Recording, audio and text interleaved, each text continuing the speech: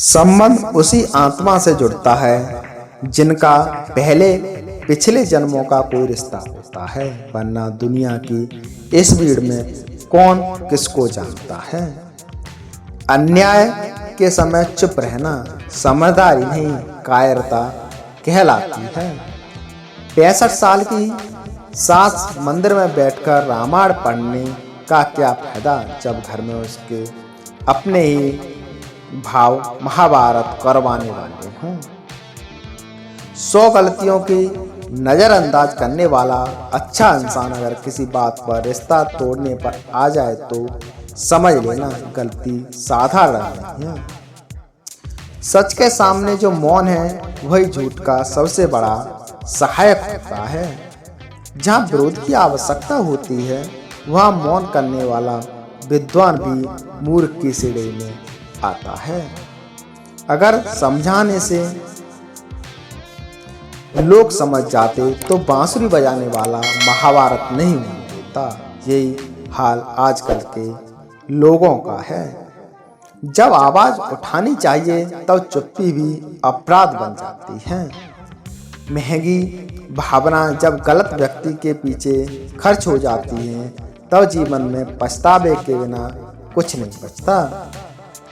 अंतिम संस्कार कर दो उन चीज़ों का जो उनके किरदार को गंदा करने की कोशिश करें, जिन्हें षड्यंत्र सिवा कुछ और आता ही नहीं हो। बुद्धि का मूल्य प्रश्न उठाने से है, सहने से नहीं। कुछ लोग ऐसे भी मिले जिंदगी में जो साथ बैठकर हंस गए और पीठ पीछे डर गए। घर की औरतें थकती तो बहुत हैं पर जताती नहीं, क्योंकि उन्हें डर है कोई उसकी थकान को नाटक न कह दे। इतिहास गवाह है बुराई से ज़्यादा नुकसान अच्छे लोगों की खामोशी ने किया है। घर चलाने वाला आदमी कितना भी कमा ले, अगर घर चलाने वाली औरत ही सही ना हो तो वो आदमी हमेशा कपा कंकाल ही रहेगा। उस पत्नी का सम्मान कहीं नहीं हो सकता जिसका सम्मान उसका पा नहीं करेगा, क्योंकि जब घर में नहीं करोगे तो बाहर भी कोई नहीं करेगा। बड़ा नहीं करेगा, छोटा नहीं करेगा, सास नहीं करेगी, ससुर नहीं करेगा और कोई भी नहीं करेगा। बड़े बुजुर्ग कहकर गए जिनकी बेटी लेनी हो उसके बाप को देना, जिसको बेटी देनी हो उसकी माँ को देखना। कमजोर कोई नहीं है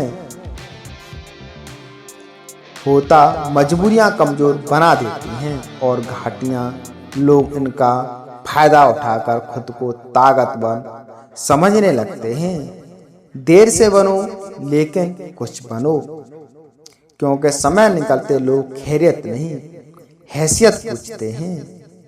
जिंदगी भी अजीब चीज होती है, मुस्कुराओ तो लोग जलते हैं, उदास रहो तो सवाल करते हैं।